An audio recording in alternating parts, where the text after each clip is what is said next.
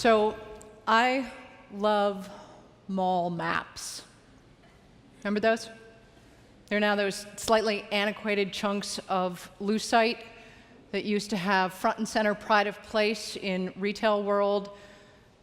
They said with the big red undeniable arrow that pointed to the spot on which you stood, "You are here." God, what a relief. I mean, amidst the smell of candles and teas and Cinnabons and buttered popcorn, amidst the dizzying array of things to be bought and owned and stuffed into overstuffed closets and eventually taken to Goodwill in exchange for a tax receipt, you matter, you register, you are here. And the message implicit in that was pretty simple. Go then and consume. And you did, and I did, and we all did, until we didn't. As the first few glimmers of light began to shine at the end of the recent recession, a group of smart cookie anthropologists from the context-based research group polled 1,000 American adults. What they were hoping to find were any behavioral or psychological epiphanies that may have emerged from those who came of age during the sucking sound that used to be the robust American economy. What emerged was the articulation of a whole new value system.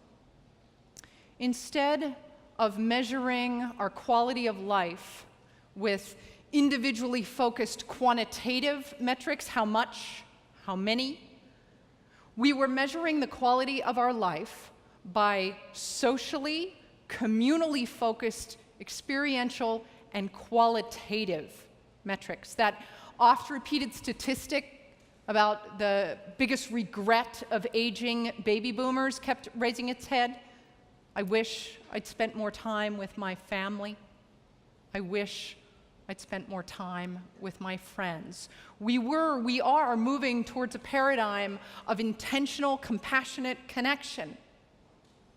You could see it in our spending habits. You could track it in the development of live, work, play communities. You could hear it in our language. It was simple, yet spiritual, really. If you can't buy, then you do. And it's more fun to do in groups larger than one.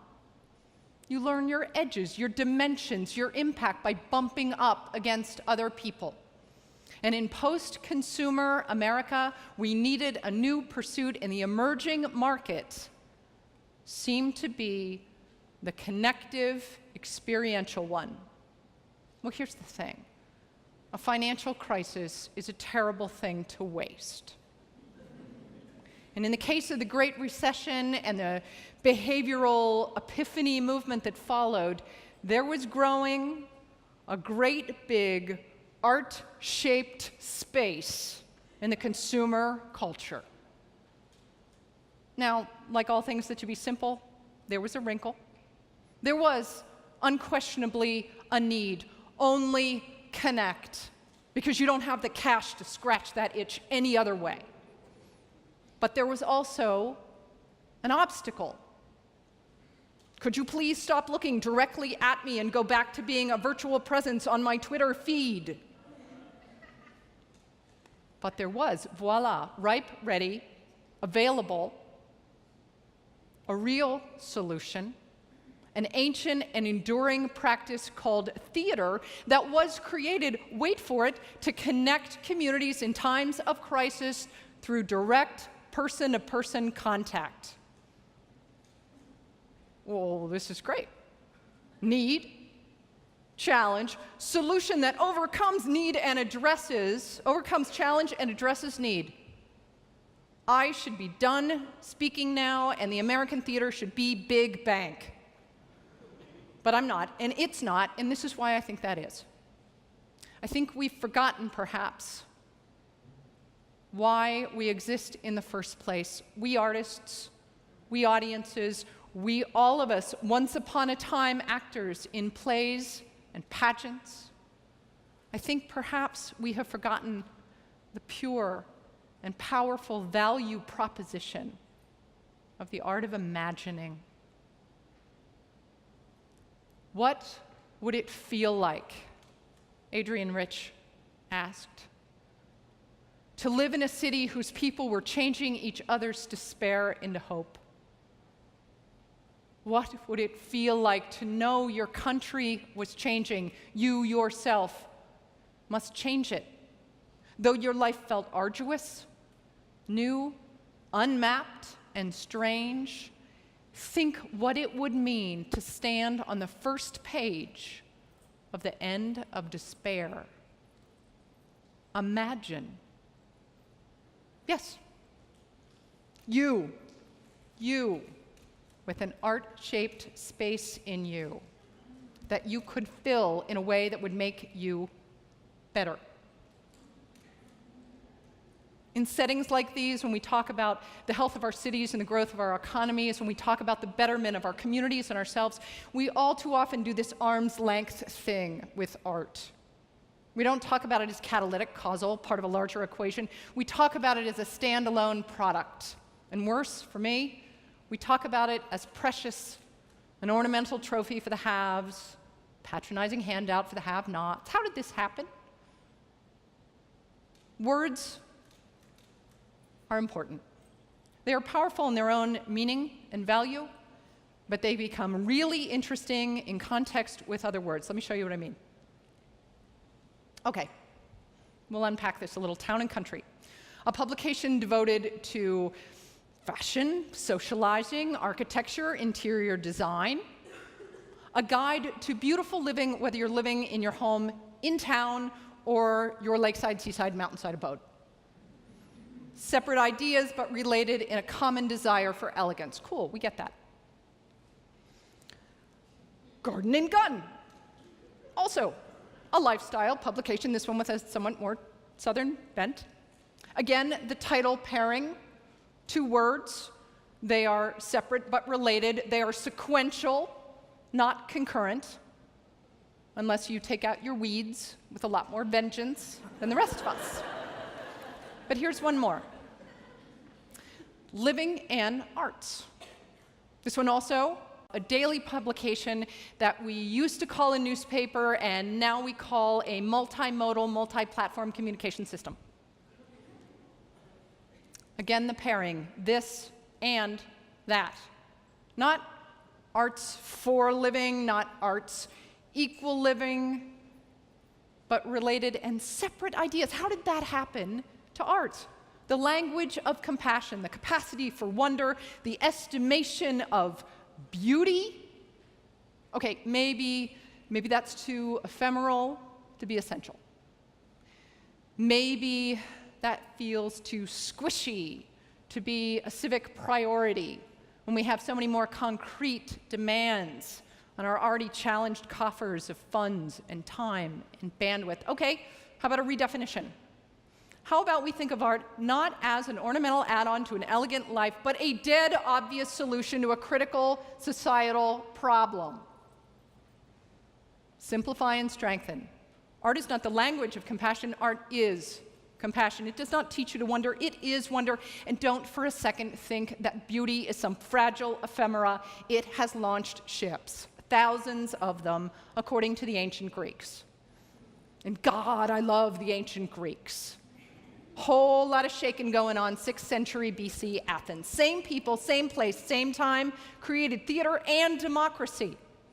And Athenian democracy was no joke. This was a fantastic exercise in direct participatory democracy. You did not elect somebody to go figure out governance for you. No, you showed up without respect to class. And implicit in the practice was the acceptance of multiple truths. You came, you aired your truth, you listened to others, and then you aligned with the one that most resonated with your values. As Athenian democracy is evolving, so too is Athenian theater. And lucky, lucky you, you are about to have a short lesson with visuals on the history of Athenian theater. So it all started with one guy. There was always a guy One guy, one actor, intoning his story to a group of listeners, often, if you can believe it, for hours. And the ancient Greeks not only showed up in droves, but they paid for the right and considered it their civic duty. I love the ancient Greeks. This, to me, is yet another reason why the Romans flamed out and the Greeks endured, but that's a separate lecture. Okay, so along comes Aeschylus, and he introduces a second actor. Now, this does more than just double the cost of the production.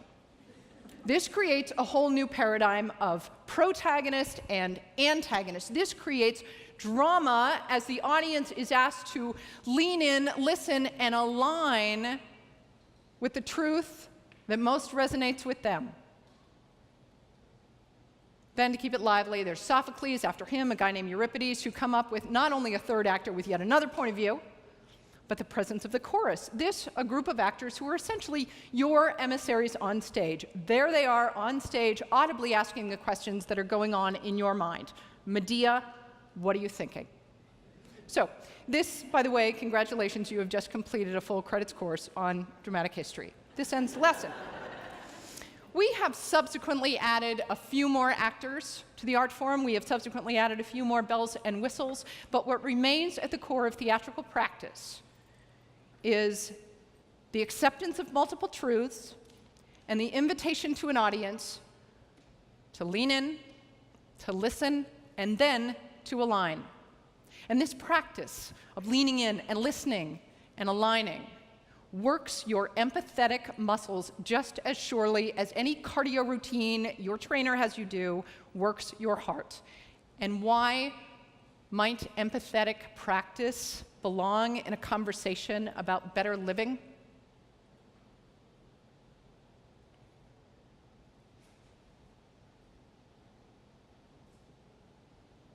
Participation in an empathetic event leads to psychic shift.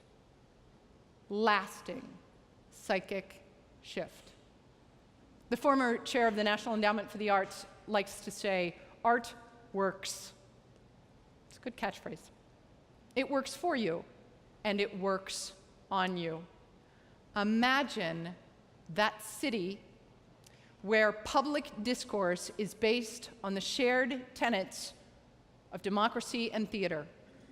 A city whose citizens lean in, listen, and then align. Imagine a town square where dialogue replaces rhetoric, where empathy replaces rush to judgment, and where, because of our well-honed skills in accepting multiple truths, we are comfortable with lives and truths and tenets other than our own. We are actually able to be in the same room at the same time with difference and talk with, not about, the other, because we know how.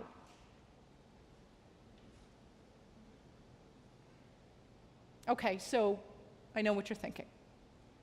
Trippy, great visuals, but come on.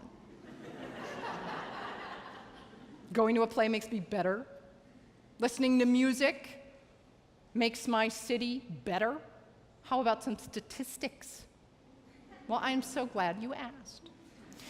The National Endowment for the Arts recently published a report on arts and achievement in at-risk youth. This report was the result of 4 separate longitudinal studies of children, teens, and young adults with varying degrees of arts engagement. For the purposes of the study, high arts engagement means in-school coursework in theater, music, dance, or visual arts, or out-of-school lessons in SAME, or participation in an arts organization, marching band, drama club. And the focus of this study was on youth in the lowest quarter of socioeconomic status.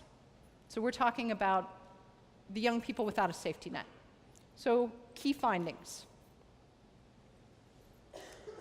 Kids from that lowest quarter of socioeconomic status who had high levels of arts engagement earned better grades. They had higher levels of college enrollment and attainment. Didn't stop there. They had higher aspirations. They wanted to go to college, and how'd that work out? They were 3 times more likely to graduate than their low arts peers. But But there are these other statistics that I think actually ought to matter to us more. As citizens of Atlanta, as citizens of post-consumer America. Students and young people with high levels of arts engagement are far more likely to demonstrate high levels of civic engagement than their low arts peers. They have comparably higher voting levels, higher volunteer levels, and they are more likely to have leadership positions in school and local politics. So they show up. And they don't just show up, they do. Here's my favorite statistic about arts engagement. Young people with rigorous levels of arts engagement are 40% more likely to befriend someone of a culture different than their own than kids without arts engagement. We value this kind of behavior, right? Active voters, committed volunteers, the capacity to empathize across difference. We want the next generation to look like this. Heck, we want to look like this. We want to connect more and more deeply. We want to be all that and the living embodiment of Dr. King's beloved community, because isn't that the legacy that we have locked arms around and said is the particular shared DNA of us?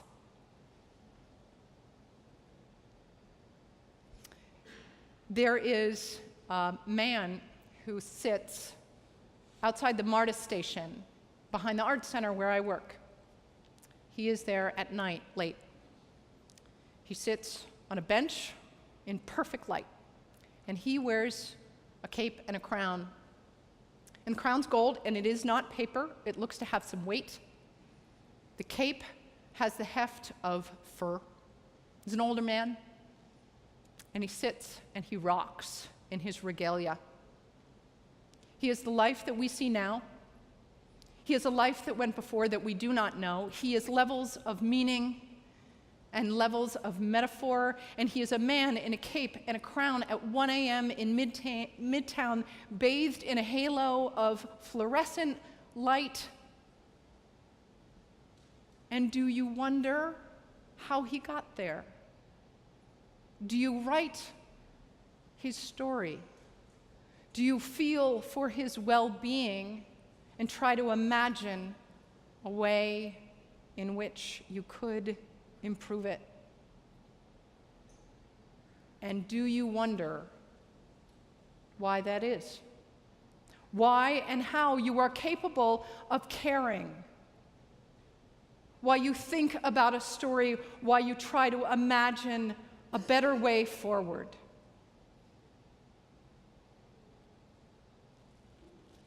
If you want to collect people instead of things, if you want to build relationships instead of additional closets, if you want to enter into a conversation where you look in the eye of someone unfamiliar to you and you learn something new from that experience, then you want to live better. You want to live where empathy lives. You want to live in a city that is comfortable with multiple truths. You want to live in a community that can imagine a better way forward for the best of us, the least of us, and everyone in between. You want to live where art lives. Well, congratulations. You are here. Go then and connect. Thank you.